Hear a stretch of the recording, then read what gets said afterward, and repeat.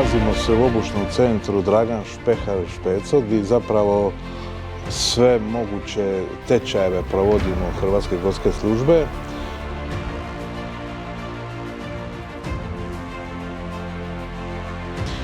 Ovaj tečaj osnovni, znači kao što sam kazao drugi u 14 dana, ima 26 polaznika iz nekih 10-ak stanica iz cijele Hrvatske.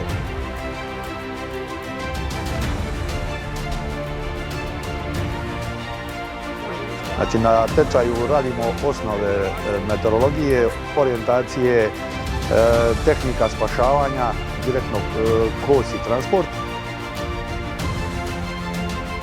I 2 dana radimo osnove potrage, koje u principu su nam nekih preko 60% akcija u GSS-u.